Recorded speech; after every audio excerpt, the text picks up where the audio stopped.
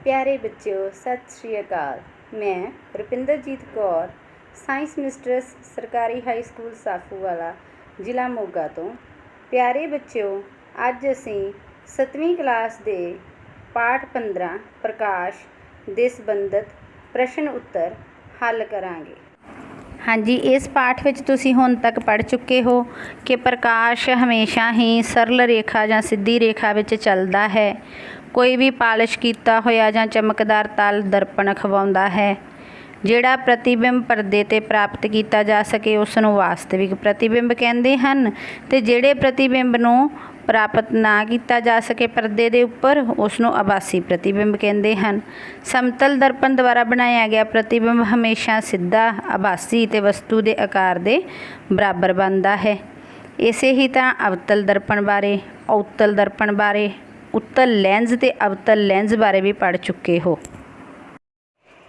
ਆਓ ਸਭ ਤੋਂ ਪਹਿਲਾਂ ਅਭਿਆਸ ਦੇ ਵਿੱਚ ਖਾਲੀ ਸਥਾਨ ਭਰਦੇ ਹਾਂ। ਜਿਸ ਪ੍ਰਤੀਬਿੰਬ ਨੂੰ ਪਰਦੇ ਉੱਤੇ ਪ੍ਰਾਪਤ ਨਾ ਕੀਤਾ ਜਾ ਸਕੇ ਉਹ ਡੈਸ਼ ਅਖਵਾਉਂਦਾ ਹੈ।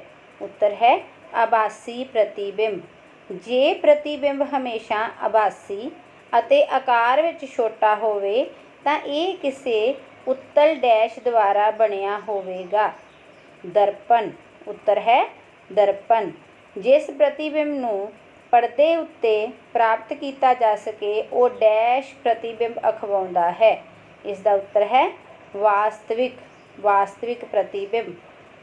ਇਸ ਤੋਂ ਅਗਲਾ ਭਾਗ, ਅਵਤਲ ਡੈਸ਼ ਦੁਆਰਾ ਬਣਾਇਆ ਗਿਆ ਪ੍ਰਤੀਬਿੰਬ ਪਰਦੇ ਉੱਤੇ ਪ੍ਰਾਪਤ ਨਹੀਂ ਕੀਤਾ ਜਾ ਸਕਦਾ। ਇਸ ਦਾ ਸਹੀ ਉੱਤਰ ਹੈ ਦਰਪਣ। ਇਸ ਦਾ ਸਹੀ ਉੱਤਰ ਹੈ ਦਰਪਣ।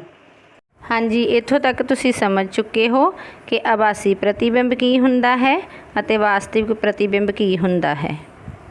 ਹਾਂਜੀ, ਇਸੇ ਤਰ੍ਹਾਂ ਉੱਤਲ ਦਰਪਣ ਦੁਆਰਾ ਬਣਾਇਆ ਗਿਆ ਪ੍ਰਤੀਬਿੰਬ ਹਮੇਸ਼ਾ ਆਭਾਸੀ ਅਤੇ ਆਕਾਰ ਵਿੱਚ ਛੋਟਾ ਹੁੰਦਾ ਹੈ, ਅਤੇ ਅਵਤਲ ਦਰਪਣ ਦੁਆਰਾ ਬਣਾਇਆ ਗਿਆ ਪ੍ਰਤੀਬਿੰਬ ਵਾਸਤਵਿਕ ਅਤੇ ਉਲਟਾ ਪ੍ਰਤੀਬਿੰਬ ਹੁੰਦਾ ਹੈ। ਪਿਆਰੇ ਬੱਚਿਓ, ਆਓ ਹੁਣ ਹੇਠ ਲਿਖੇ ਕਥਨਾਂ ਵਿੱਚੋਂ ਠੀਕ ਅਤੇ ਗਲਤ ਕਥਨ ਚੁਣਦੇ ਹਾਂ। ਸਭ ਤੋਂ ਪਹਿਲਾਂ ਅਸੀਂ ਉੱਤਲ ਦਰਪਣ ਜਾਂ ਨਾਲ ਵੱਡਦਰਸ਼ਿਤ ਅਤੇ ਸਿੱਧਾ ਪ੍ਰਤੀਬਿੰਬ ਪ੍ਰਾਪਤ ਕਰ ਸਕਦੇ ਹਾਂ। ਇਹ ਕਥਨ ਗਲਤ ਹੈ। ਇਹ ਕਥਨ ਗਲਤ ਹੈ। ਅਵਤਲ ਲੈਂਜ਼ ਹਮੇਸ਼ਾ ਆਭਾਸੀ ਪ੍ਰਤੀਬਿੰਬ ਬਣਾਉਂਦਾ ਹੈ। ਇਹ ਕਥਨ ਠੀਕ ਹੈ।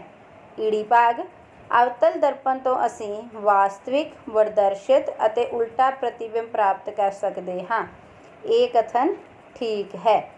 ਸੱਸਾ ਭਾਗ, ਵਾਸਤਵਿਕ ਪ੍ਰਤੀਬਿੰਬ ਨੂੰ ਪਰਦੇ ਉੱਤੇ ਪ੍ਰਾਪਤ ਨਹੀਂ ਕੀਤਾ ਜਾ ਸਕਦਾ। ਇਹ ਕਥਨ ਗਲਤ ਹੈ। ਇਸ ਤੋਂ ਅਗਲਾ ਭਾਗ, ਹਾਹਾ ਭਾਗ, ਅਵਤਲ ਦਰਪਣ ਹਮੇਸ਼ਾ ਵਾਸਤਵਿਕ ਪ੍ਰਤੀਬਿੰਬ ਬਣਾਉਂਦਾ ਹੈ। ਇਹ ਕਥਨ ਠੀਕ ਹੈ। ਇਹ ਕਥਨ। ਆਓ ਹੁਣ ਜਿਹੜੇ ਕਥਨ ਗਲਤ ਹਨ ਉਹਨਾਂ ਨੂੰ ਸਹੀ ਕਰਕੇ ਸਮਝ ਲਈਏ। ਪਹਿਲਾ ਊੜਾ ਭਾਗ ਜਿਵੇਂ ਗਲਤ ਹੈ, ਤੁਹਾਨੂੰ ਪਤਾ ਹੋਣਾ ਚਾਹੀਦਾ ਹੈ ਕਿ ਉੱਤਲ ਦਰਪਣ ਦੁਆਰਾ ਬਣਿਆ ਪ੍ਰਤੀਬਿੰਬ ਸਿੱਧਾ, ਆਭਾਸੀ ਅਤੇ ਆਕਾਰ ਵਿੱਚ ਬਿੰਬ ਜਾਂ ਵਸਤੂ ਨਾਲੋਂ ਛੋਟਾ ਹੁੰਦਾ ਹੈ। ਇਸੇ ਹੀ ਤਰ੍ਹਾਂ ਸੱਸਾ ਭਾਗ ਦੇਖੋ ਧਿਆਨ ਨਾਲ, ਵਾਸਤਵਿਕ ਪ੍ਰਤੀਬਿੰਬ ਨੂੰ ਪਰਦੇ ਉੱਤੇ ਪ੍ਰਾਪਤ ਕੀਤਾ ਜਾ ਸਕਦਾ ਹੈ। ਵਾਸਤਵਿਕ ਪ੍ਰਤੀਬਿੰਬ ਨੂੰ ਪਰਦੇ ਉੱਪਰ ਪ੍ਰਾਪਤ ਕੀਤਾ ਜਾ ਸਕਦਾ ਹੈ। ਬੱਚਿਓ, ਆਓ ਅਗਲਾ ਪ੍ਰਸ਼ਨ ਕਰਦੇ ਹਾਂ। ਕਾਲਮ A ਵਿੱਚ ਦਿੱਤੇ ਗਏ ਸ਼ਬਦਾਂ ਦਾ ਮਿਲਾਨ ਕਾਲਮ B ਦੇ ਨਾਲ ਇੱਕ ਜਾਂ ਵੱਧ ਕਥਨਾਂ ਨਾਲ ਕਰਦੇ ਹਾਂ। ਕਾਲਮ A ਦਾ ਪਹਿਲਾ ਸ਼ਬਦ ਹੈ ਸਮਤਲ ਦਰਪਣ। ਬੱਚਿਓ, ਇਹ ਕਾਲਮ B ਦੇ ਪੰਜਵੇਂ ਕਥਨ ਈੜੀ ਭਾਗ ਦੇ ਨਾਲ ਮਿਲਾਨ ਇਸ ਦਾ ਹੁੰਦਾ ਹੈ। ਸਿੱਧਾ ਅਤੇ ਬਿੰਬ ਜਾਂ ਵਸਤੂ ਦੇ ਆਕਾਰ ਦਾ ਪ੍ਰਤੀਬਿੰਬ ਬਣਾਉਂਦਾ ਹੈ। ਕਾਲਮ A ਦਾ ਦੂਜਾ ਸ਼ਬਦ ਉੱਤਲ ਦਰਪਣ। ਬੱਚਿਓ, ਇਹ ਕਾਲਮ B ਦੇ B ਭਾਗ ਦੇ ਨਾਲ ਮਿਲਾਨ ਕਰਦਾ ਹੈ। ਵਧੇਰੇ ਖੇਤਰ ਦੇ ਦ੍ਰਿਸ਼ ਜਾਂ ਦਾ ਪ੍ਰਤੀਬਿੰਬ ਬਣਾ ਸਕਦਾ ਹੈ। ਈੜੀ ਭਾਗ, ਕਾਲਮ A ਦਾ ਉੱਤਲ ਲੈਂਜ਼।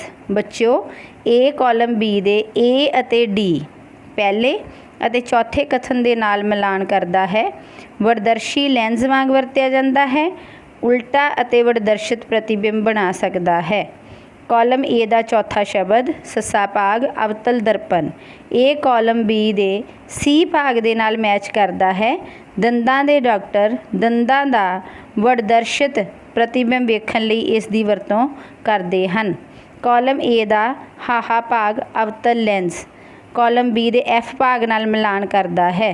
ਹੁਣ ਜੇਕਰ ਅਸੀਂ ਕਾਲਮ ਏ ਅਤੇ ਕਾਲਮ ਬੀ ਦੇ ਸ਼ਬਦਾਂ ਨੂੰ ਇਕੱਠਾ ਇੱਕ ਕਥਨ ਬਣਾ ਕੇ ਪੜ੍ਹੀਏ ਤਾਂ ਦੇਖੋ, ਊੜਾ ਭਾਗ ਸਮਤਲ ਦਰਪਣ ਈੜੀ ਭਾਗ ਦੇ ਨਾਲ ਸਿੱਧਾ ਅਤੇ ਬਿੰਬ ਜਾਂ ਵਸਤੂ ਦੇ ਆਕਾਰ ਦਾ ਪ੍ਰਤੀਬਿੰਬ ਬਣਾਉਂਦਾ ਹੈ। ਉੱਤਲ ਦਰਪਣ ਐੜਾ ਭਾਗ ਵਧੇਰੇ ਖੇਤਰ ਦੇ ਦ੍ਰਿਸ਼ ਦਾ ਪ੍ਰਤੀਬਿੰਬ ਬਣਾ ਸਕਦਾ ਹੈ। ਇਸੇ ਹੀ ਤਰ੍ਹਾਂ ਈੜੀ ਭਾਗ ਉੱਤਲ ਲੈਂਸ, ਇਸ ਦਾ ਪਹਿਲਾ ਮਿਲਾਨ ਹੈ ਏ ਦੇ ਨਾਲ, ਵਡਦਰਸ਼ੀ ਲੈਂਸ ਵਾਂਗ ਵਰਤਿਆ ਜਾਂਦਾ ਹੈ। ਅਤੇ ਇਸ ਦਾ ਦੂਜਾ ਕਥਨ ਜਿਹੜਾ ਇਸ ਨਾਲ ਮਿਲਾਨ ਹੁੰਦਾ ਹੈ ਉਹ ਹੈ ਡੀ ਭਾਗ ਉਲਟਾ ਅਤੇ ਵਡਦਰਸ਼ਿਤ ਪ੍ਰਤੀਬਿੰਬ ਬਣਾ ਸਕਦਾ ਹੈ। ਸੱਸਾ ਭਾਗ ਅਵਤਲ ਦਰਪਣ ਸੀ ਭਾਗ ਦੇ ਨਾਲ ਇਸ ਦਾ ਮਿਲਾਨ ਹੈ ਦੰਦਾਂ ਦੇ ਡਾਕਟਰ ਦੰਦਾਂ ਦਾ ਵਡਦਰਸ਼ਿਤ ਪ੍ਰਤੀਬਿੰਬ ਵੇਖਣ ਲਈ ਵਰਤਦੇ ਹਨ। ਅਤੇ ਹਾਹਾ ਭਾਗ ਅਵਤਲ ਲੈਂਸ ਐਫ ਦੇ ਨਾਲ ਸਿੱਧਾ ਅਤੇ ਬਿੰਬ ਜਾਂ ਵਸਤੂ ਦੇ ਆਕਾਰ ਨਾਲੋਂ ਛੋਟਾ ਪ੍ਰਤੀਬਿੰਬ ਬਣਾਉਂਦਾ ਹੈ। ਹਾਂਜੀ ਪਿਆਰੇ ਬੱਚਿਓ, ਆਓ ਅੱਗੇ ਪ੍ਰਸ਼ਨ ਉੱਤਰ ਕਰਦੇ ਹਾਂ। ਪਹਿਲਾ ਪ੍ਰਸ਼ਨ ਹੈ, ਸਮਤਲ ਦਰਪਣ ਦੁਆਰਾ ਬਣੇ ਪ੍ਰਤੀਬਿੰਬ ਦੇ ਗੁਣ ਲਿਖੋ। ਇਸ ਦਾ ਪਹਿਲਾ ਗੁਣ ਹੈ ਪ੍ਰਤੀਬਿੰਬ ਹਮੇਸ਼ਾ ਸਿੱਧਾ ਬਣਦਾ ਹੈ। ਦੂਜਾ, ਇਹ ਆਭਾਸੀ ਹੁੰਦਾ ਹੈ, ਇਸ ਨੂੰ ਪਰਦੇ 'ਤੇ ਨਹੀਂ ਪ੍ਰਾਪਤ ਕੀਤਾ ਜਾ ਸਕਦਾ। ਤੀਜਾ, ਇਹ ਹਮੇਸ਼ਾ ਵਸਤੂ ਦੇ ਆਕਾਰ ਦੇ ਬਰਾਬਰ ਦਾ ਹੁੰਦਾ ਹੈ। ਇਹ ਪਾਸੇ ਦਾ ਉਲਟਾ ਹੁੰਦਾ ਹੈ, ਭਾਵ ਵਸਤੂ ਦਾ ਖੱਬਾ ਪਾਸਾ ਪ੍ਰਤੀਬਿੰਬ ਦੇ ਸੱਜੇ ਪਾਸੇ ਵਜੋਂ ਅਤੇ ਵਸਤੂ ਦਾ ਸੱਜਾ ਪਾਸਾ ਪ੍ਰਤੀਬਿੰਬ ਦੇ ਖੱਬੇ ਪਾਸੇ ਵਜੋਂ ਦਿਖਾਈ ਦਿੰਦਾ ਹੈ। ਇਹ ਤੁਸੀਂ ਚਿੱਤਰ ਵਿੱਚ ਵੀ ਦੇਖ ਸਕਦੇ ਹੋ ਨਾਲ। ਇਸ ਤੋਂ ਅਗਲਾ ਪ੍ਰਸ਼ਨ ਹੈ, ਅੰਗਰੇਜ਼ੀ ਜਾਂ ਕੋਈ ਹੋਰ ਭਾਸ਼ਾ ਜਿਸ ਦਾ ਤੁਹਾਨੂੰ ਗਿਆਨ ਹੈ ਦੀ ਵਰਣਮਾਲਾ ਦੇ ਉਹਨਾਂ ਅੱਖਰਾਂ ਦਾ ਪਤਾ ਲਗਾਓ ਜਿਨ੍ਹਾਂ ਦੇ ਸਮਤਲ ਦਰਪਣ ਵਿੱਚ ਬਣੇ ਪ੍ਰਤੀਬਿੰਬ ਬਿਲਕੁਲ ਅੱਖਰਾਂ ਵਰਗੇ ਲੱਗਦੇ ਹਨ। ਆਪਣੇ ਨਤੀਜਿਆਂ ਦੀ ਵਿਆਖਿਆ ਕਰੋ। ਪਿਆਰੇ ਬੱਚਿਓ, ਇੱਥੇ ਉੱਤਰ ਦੇ ਨਾਲ ਤੁਹਾਨੂੰ ਇੱਕ ਚਿੱਤਰ ਵੀ ਦਿਖਾਇਆ ਗਿਆ ਹੈ ਜਿਸ ਵਿੱਚ ਅੰਗਰੇਜ਼ੀ ਵਰਣਮਾਲਾ ਦੇ ਕੁਝ ਅੱਖਰ A, H, I, M, O, T, U, V, W, X, Y ਦਿਖਾਏ ਗਏ ਹਨ ਜੋ ਕਿ ਦਰਪਣ ਦੇ ਵਿੱਚ ਵੀ ਸੇਮ ਅੱਖਰਾਂ ਵਰਗੇ ਹੀ ਲੱਗ ਰਹੇ ਹਨ। ਇਹਨਾਂ ਦਾ ਸੋ ਇਹ ਅੱਖਰ ਬਿਲਕੁਲ ਆਪਣੇ ਪ੍ਰਤੀਬਿੰਬ ਵਰਗੇ ਹੀ ਦਿਖਾਈ ਦਿੰਦੇ ਹਨ। ਇਹਨਾਂ ਦੇ ਪ੍ਰਤੀਬਿੰਬ ਦਾ ਆਕਾਰ ਜਾਂ ਕਿਸੇ ਵੀ ਤਰ੍ਹਾਂ ਦਾ ਕੋਈ ਬਦਲਾਵ ਨਹੀਂ ਹੁੰਦਾ ਹੈ। ਸੋ ਇਹ ਅੱਖਰ ਨੋਟ ਕਰੋ। ਆਓ ਅਗਲਾ ਪ੍ਰਸ਼ਨ ਕਰਦੇ ਹਾਂ, ਆਭਾਸੀ ਪ੍ਰਤੀਬਿੰਬ ਕੀ ਹੁੰਦਾ ਹੈ? ਕੋਈ ਅਜਿਹੀ ਸਥਿਤੀ ਦੱਸੋ ਜਿੱਥੇ ਆਭਾਸੀ ਪ੍ਰਤੀਬਿੰਬ ਬਣਦਾ ਹੈ। ਇਸ ਦਾ ਉੱਤਰ ਹੈ, ਜਿਸ ਪ੍ਰਤੀਬਿੰਬ ਨੂੰ ਪਰਦੇ ਉੱਤੇ ਨਾ ਲਿਆ ਜਾ ਸਕੇ ਉਸ ਨੂੰ ਆਭਾਸੀ ਪ੍ਰਤੀਬਿੰਬ ਕਹਿੰਦੇ ਹਨ। ਚਿੱਤਰ ਵਿੱਚ ਦਿਖਾਏ ਅਨੁਸਾਰ ਇੱਕ ਸਮਤਲ ਦਰਪਣ ਦੇ ਸਾਹਮਣੇ ਇੱਕ ਜਲਦੀ ਹੋਈ ਮੋਮਬੱਤੀ ਦੀ ਲਾਟ ਨੂੰ ਦਰਪਣ ਵਿੱਚ ਦੇਖਣ ਦੀ ਕੋਸ਼ਿਸ਼ ਕਰੋ। ਇੰਜ ਲੱਗਦਾ ਹੈ ਜਿਵੇਂ ਕਿ ਕਿਸੇ ਪ੍ਰਕਾਰ ਦੀ ਇੱਕ ਮੋਮਬੱਤੀ ਦਰਪਣ ਦੇ ਪਿੱਛੇ ਰੱਖੀ ਪ੍ਰਤੀਤ ਹੁੰਦੀ ਹੈ। ਦਰਪਣ ਦੁਆਰਾ ਬਣਾਇਆ ਗਿਆ ਆਭਾਸੀ ਪ੍ਰਤੀਬਿੰਬ ਹੈ। ਉੱਤਲ ਅਤੇ ਅਵਤਲ ਲੈਂਸਾਂ ਵਿੱਚ ਅੰਤਰ ਲਿਖੋ। ਅਗਲਾ ਪ੍ਰਸ਼ਨ ਹੈ, ਉੱਤਲ ਅਤੇ ਅਵਤਲ ਲੈਂਸਾਂ ਵਿੱਚ ਅੰਤਰ। ਉੱਤਲ ਲੈਂਸ ਵਾਸਤਵਿਕ ਅਤੇ ਉਲਟਾ ਪ੍ਰਤੀਬਿੰਬ ਬਣਾਉਂਦਾ ਹੈ ਜਦੋਂ ਕਿ ਅਵਤਲ ਲੈਂਸ ਆਭਾਸੀ ਅਤੇ ਸਿੱਧਾ ਪ੍ਰਤੀਬਿੰਬ ਬਣਾਉਂਦਾ ਹੈ। ਉੱਤਲ ਲੈਂਸ ਦੁਆਰਾ ਬਣਾਏ ਗਏ ਪ੍ਰਤੀਬਿੰਬ ਦਾ ਆਕਾਰ ਬਹੁਤ ਵੱਡਾ ਹੁੰਦਾ ਹੈ, ਇਸ ਲਈ ਇਸ ਨੂੰ ਵਡਦਰਸ਼ੀ ਲੈਂਸ ਕਹਿੰਦੇ ਹਨ। ਅਵਤਲ ਲੈਂਸ ਦੁਆਰਾ ਬਣਾਏ ਪ੍ਰਤੀਬਿੰਬ ਦਾ ਆਕਾਰ ਵਸਤੂ ਦੇ ਆਕਾਰ ਤੋਂ ਛੋਟਾ ਬਣਦਾ ਹੈ। ਅਗਲਾ ਪ੍ਰਸ਼ਨ ਹੈ, ਉੱਤਲ ਅਤੇ ਅਵਤਲ ਦਰਪਣਾਂ ਦਾ ਇੱਕ ਉਪਯੋਗ ਲਿਖੋ। ਉੱਤਲ ਦਰਪਣ ਦੀ ਵਰਤੋਂ ਆਵਾਜਾਈ ਦੇ ਸਾਧਨਾਂ ਵਿੱਚ ਪਿੱਛੇ ਵਾਲੇ ਆਲੇ ਦੁਆਲੇ ਦੇ ਵਾਹਨਾਂ ਨੂੰ ਵੇਖਣ ਲਈ ਕੀਤੀ ਜਾਂਦੀ ਹੈ। ਅਵਤਲ ਦਰਪਣ ਦੀ ਵਰਤੋਂ ਦੰਦਾਂ ਦੇ ਡਾਕਟਰਾਂ ਦੁਆਰਾ ਕੀਤੀ ਜਾਂਦੀ ਹੈ। ਹਾਂਜੀ ਪਿਆਰੇ ਬੱਚਿਓ, ਅਗਲਾ ਪ੍ਰਸ਼ਨ ਨੰਬਰ 9 ਹੈ, किस तरह का दर्पण वास्तविक प्रतिबिंब बना सकता है? किस तरह का दर्पण वास्तविक प्रतिबिंब बना सकता है? इसका उत्तर है अवतल दर्पण। अवतल दर्पण वास्तविक प्रतिबिंब बना सकता है। प्रश्न नंबर 10, किस तरह का लेंस हमेशा आभासी प्रतिबिंब बनाता है? किस तरह का लेंस हमेशा आभासी प्रतिबिंब बनाता है? इसका उत्तर है अवतल लेंस हमेशा आभासी प्रतिबिंब बनाता है। अवतल लेंस हमेशा आभासी प्रतिबिंब बनाता है। सो इस तो बाद बच्चों जिहड़े प्रश्न करन जा रहे हैं आपां ਉਹਦੇ ਵਿੱਚ ਤੁਹਾਨੂੰ ਹਰੇਕ ਪ੍ਰਸ਼ਨ ਦੇ ਨਾਲ 4 ਵਿਕਲਪ ਦਿੱਤੇ ਗਏ ਹਨ ਤੇ ਤੁਸੀਂ ਉਹਨਾਂ 4 ਵਿਕਲਪਾਂ ਵਿੱਚੋਂ ਉੱਤਰ ਦੇ ਰੂਪ ਵਿੱਚ ਇੱਕ ਸਹੀ ਵਿਕਲਪ ਚੁਣਨਾ ਹੈ। ਸੋ ਆਓ ਇਹ ਸਹੀ ਵਿਕਲਪ ਚੁਣਨ ਵਾਲਾ ਪਹਿਲਾ ਪ੍ਰਸ਼ਨ ਪੜ੍ਹਦੇ ਹਾਂ। ਵਸਤੂ ਤੋਂ ਵੱਡੇ ਆਕਾਰ ਦਾ ਪ੍ਰਤੀਬਿੰਬ ਬਣਾਇਆ ਜਾ ਸਕਦਾ ਹੈ। ਵਸਤੂ ਤੋਂ ਵੱਡੇ ਆਕਾਰ ਦਾ ਪ੍ਰਤੀਬਿੰਬ ਬਣਾਇਆ ਜਾ ਸਕਦਾ ਹੈ। ਇਸ ਦੇ ਜੋ ਵਿਕਲਪ ਦਿੱਤੇ ਹਨ ਉਹ ਹਨ ਊੜਾ ਭਾਗ ਅਵਤਲ ਲੈਂਸ ਦੁਆਰਾ, ਐੜਾ ਅਵਤਲ ਦਰਪਣ ਦੁਆਰਾ, ਈੜੀ ਉੱਤਲ ਦਰਪਣ ਦੁਆਰਾ ਤੇ ਸੱਸਾ ਭਾਗ ਸਮਤਲ ਦਰਪਣ ਦੁਆਰਾ। ਸੋ ਬੱਚਿਓ ਇਸ ਦਾ ਸਹੀ ਉੱਤਰ ਹੈ ਵਿਕਲਪ ਐੜਾ ਅਵਤਲ ਦਰਪਣ ਦੁਆਰਾ। अगला प्रश्न है, डेविड अपने प्रतिबिंब नूं समतल दर्पण विच वेख रहा है। दर्पण अते उस दे प्रतिबिंब विचकारली दूरी 4 मीटर है। जे वो दर्पण वल 1 मीटर चलता है तां डेविड अते उस दे प्रतिबिंब विचकारली दूरी की होवेगी? दोबारा सुनो, डेविड अपने प्रतिबिंब नूं समतल दर्पण विच वेख रहा है।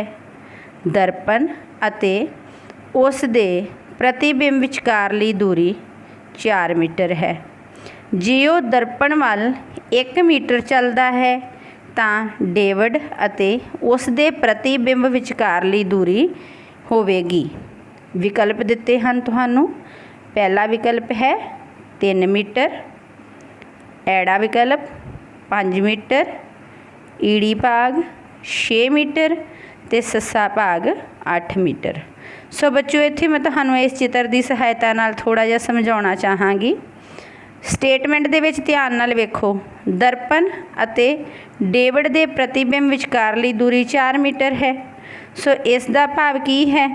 समतल दर्पण दे सामने जिहड़ी भी कोई वस्तु पई हुंदी है उस दा प्रतिबिंब उन्नी ही दूरी दे उपर उस दे विच जां उस दे पिछले पासे सानू दिखाई दिंदा है।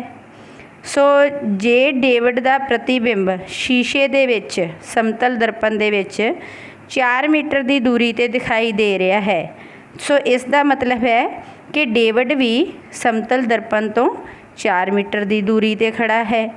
तो इस केस दे विच डेविड अपने प्रतिबिंब तो 8 मीटर की दूरी ते खड़ा है। इसे ही तरह अगला स्टेटमेंट दे विच अगला भाग सानू की कहंदा है कि जे डेविड 1 मीटर समतल दर्पण वाल चलता है, सो 4 मीटर दे विचों 1 मीटर माइनस हो गया, 3 मीटर हो गया। डेविड समतल दर्पण वाले पासे 1 मीटर चलिया तो उसका प्रतिबिंब भी समतल दर्पण वाल 1 मीटर आ जाएगा। सो डेविड की समतल दर्पण तो दूरी 3 मीटर है तो दर्पण तो उसके प्रतिबिंब की दूरी भी 3 मीटर ही होगी।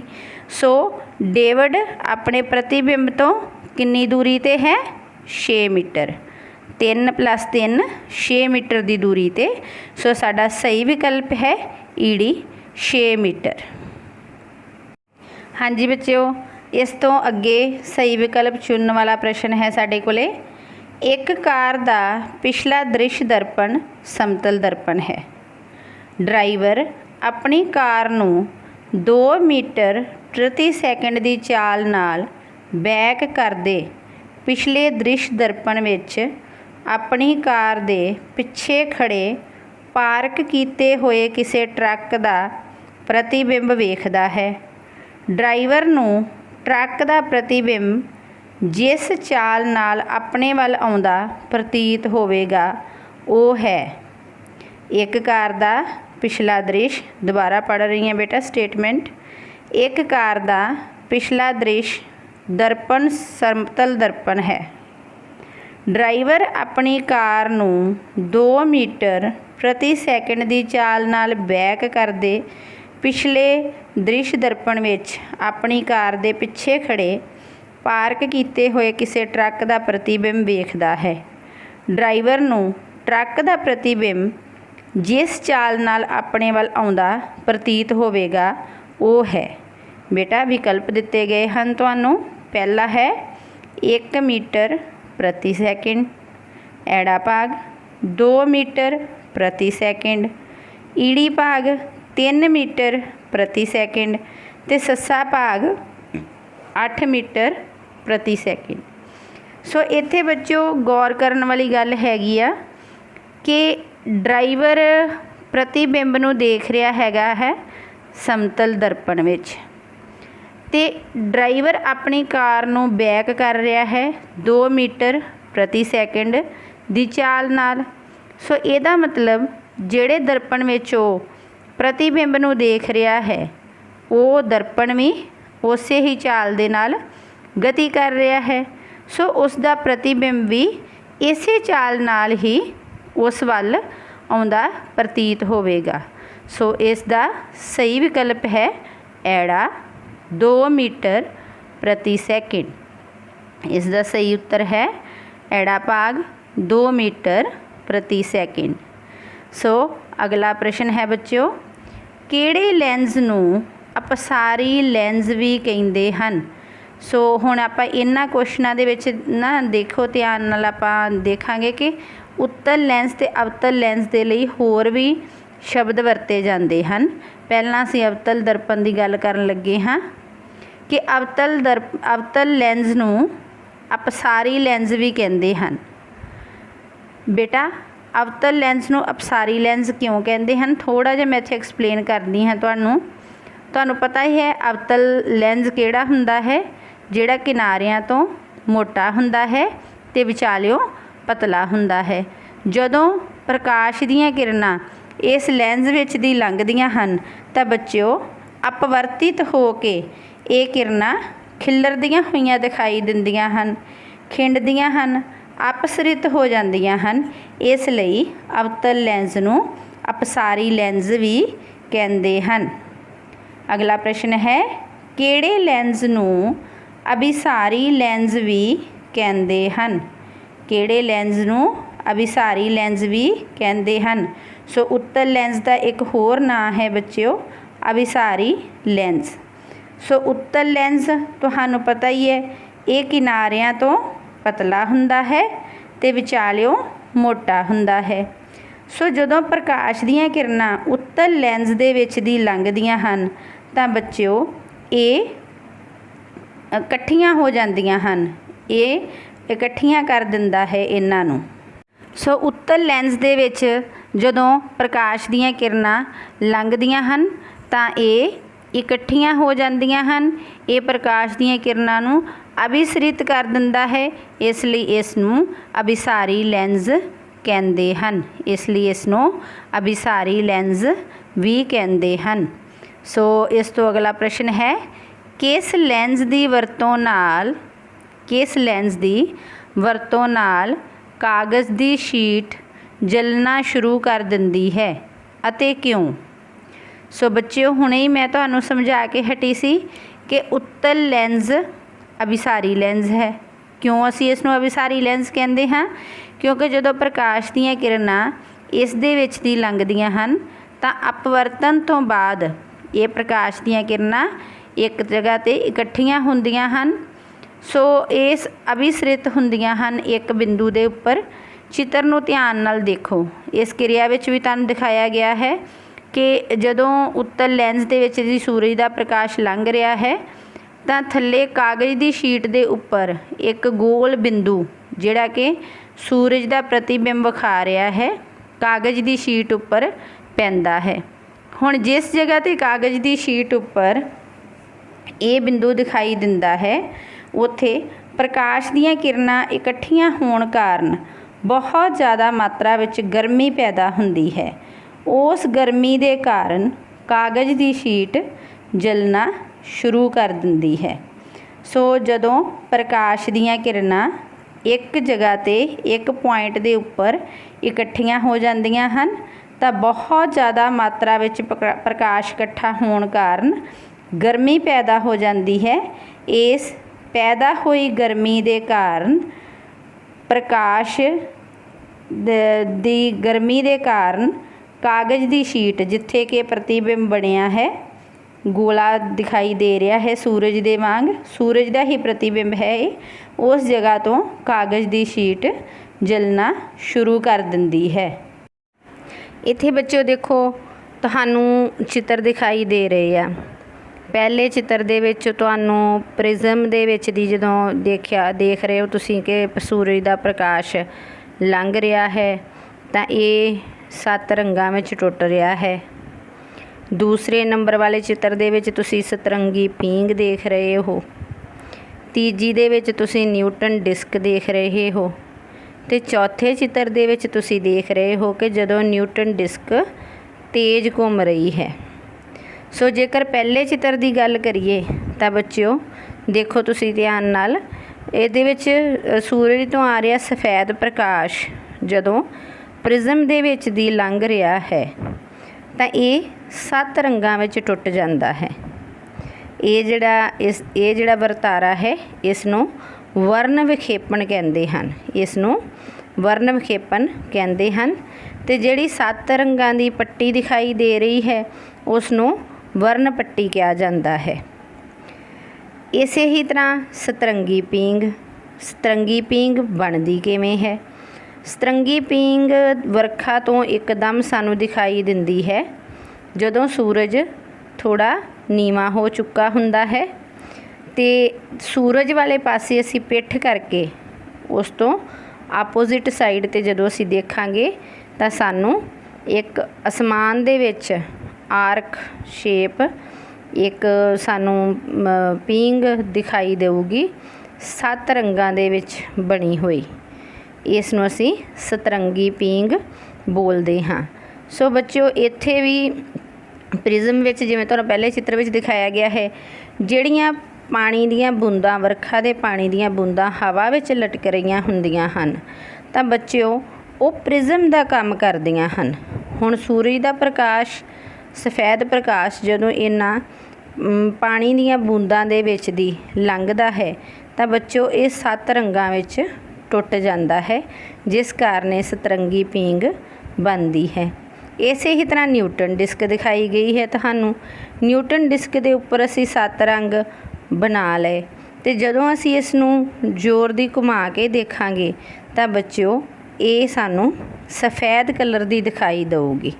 सो इत्थे सानू एक चीज़ समझ आ गई कि सफ़ैद प्रकाश 7 रंगां दा बनिया हुंदा है, जानी कि 7 रंगां तो मिल के सफ़ैद प्रकाश बनता है। आओ हुण असी इस किरिया नाल संबंधित कुछ प्रश्न उत्तर करते हाँ। सो सब तो पहला प्रश्न है सतरंगी पींग विच किन्ने रंग हुंदे हन।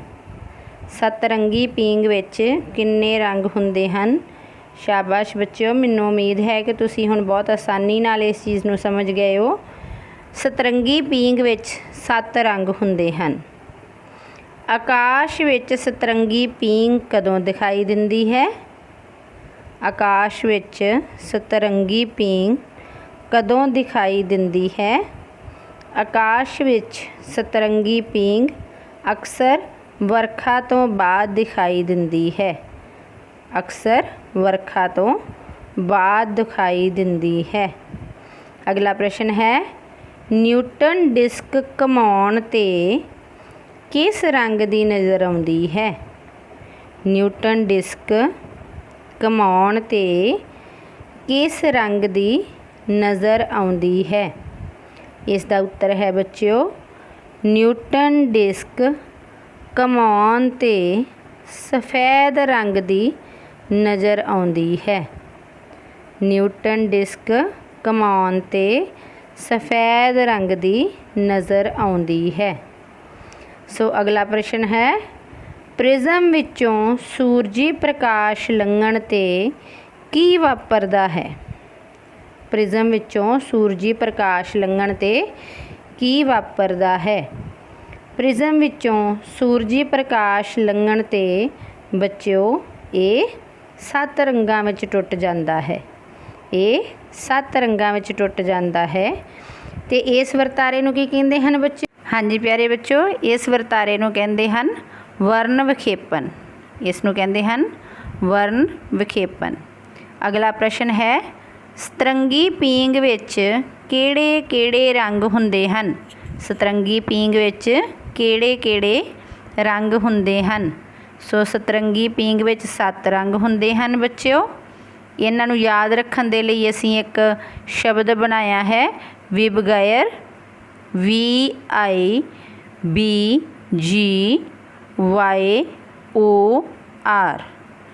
V ਫॉर ਵਾਇਲਟ ਮਤਲਬ ਬੈਂਗਣੀ, ਬੈਂਗਣੀ ਰੰਗ। ਉਸ ਤੋਂ ਬਾਅਦ ਅਗਲਾ ਰੰਗ ਆਉਂਦਾ ਹੈ ਇੰਡੀਗੋ, ਜਾਮਨੀ ਰੰਗ। ਫਿਰ blue, Neela. G for green, ਹਰਾ। Y ਯੈਲੋ, ਪੀਲਾ। ਇਸ ਤੋਂ ਬਾਅਦ ਔਰੇਂਜ, ਸੰਤਰੀ। ਅਤੇ ਇਸ ਤੋਂ ਬਾਅਦ ਆਉਂਦਾ ਹੈ ਬੱਚਿਓ ਲਾਲ ਰੰਗ, ਰੈੱਡ ਕਲਰ। ਸੋ ਇਸ ਨੂੰ ਤੁਸੀਂ ਵਿਬਗਾਇਰ ਵਿੱਚ ਵੀ ਯਾਦ ਕਰ ਸਕਦੇ ਹੋ ਤਾਂ ਕਿ ਤੁਹਾਨੂੰ ਸਤਰੰਗੀ ਪੀਂਗ ਦੇ ਵਿੱਚ ਇਹਨਾਂ ਰੰਗਾਂ ਦਾ ਪੈਟਰਨ ਯਾਦ ਰਹਿ ਸਕੇ। ਸੋ ਸਤਰੰਗੀ ਪੀਂਗ ਇਹਨਾਂ 7 ਰੰਗਾਂ ਤੋਂ ਬਣੀ ਹੁੰਦੀ ਹੈ। ਸੋ ਪਿਆਰੇ ਬੱਚਿਓ, ਇੱਥੋਂ ਤੱਕ ਤੁਹਾਨੂੰ ਪਤਾ ਲੱਗ ਗਿਆ ਹੈ ਕਿ ਸਫੈਦ ਪ੍ਰਕਾਸ਼ 7 ਰੰਗਾਂ ਤੋਂ ਮਿਲ ਕੇ ਬਣਦਾ ਹੈ। ਜਦੋਂ ਸਫੈਦ ਪ੍ਰਕਾਸ਼ ਟੁੱਟਦਾ ਹੈ ਤਾਂ 7 ਰੰਗਾਂ ਵਿੱਚ ਟੁੱਟ। ਸੋ ਬੱਚਿਓ, ਇਸ ਕਿਰਿਆ ਵਿੱਚ ਤੁਸੀਂ ਚੰਗੀ ਤਰ੍ਹਾਂ ਸਮਝ ਗਏ ਹੋ ਕਿ ਪ੍ਰਕਾਸ਼, ਸੂਰਜ ਦਾ ਪ੍ਰਕਾਸ਼, ਸਫੈਦ ਪ੍ਰਕਾਸ਼ 7 ਰੰਗਾਂ ਤੋਂ ਮਿਲ ਕੇ ਬਣਦਾ ਹੈ। ਮੈਨੂੰ ਉਮੀਦ ਹੈ ਬੱਚਿਓ ਕਿ ਤੁਸੀਂ ਇਹਨਾਂ ਪ੍ਰਸ਼ਨ ਉੱਤਰਾਂ ਨੂੰ ਚੰਗੀ ਤਰ੍ਹਾਂ ਸਮਝ ਗਏ ਹੋਵੋਗੇ ਅਤੇ ਨਾਲ ਦੀ ਨਾਲ ਹੀ ਤੁਹਾਨੂੰ ਪ੍ਰਕਾਸ਼ ਦੇ ਵੱਖ-ਵੱਖ ਵਰਤਾਰਿਆਂ ਬਾਰੇ, ਦਰਪਣਾਂ ਅਤੇ ਲੈਂਸਾਂ ਦੁਆਰਾ ਪ੍ਰਕਾਸ਼ ਦੇ ਅਪਵਰਤਨ ਅਤੇ ਪਰਾਵਰਤਨ ਬਾਰੇ ਜਾਣਕਾਰੀ ਮਿਲ ਗਈ ਹੋਵੇ। ਸੋ ਬਹੁਤ ਬਹੁਤ ਧੰਨਵਾਦ ਬੱਚਿਓ।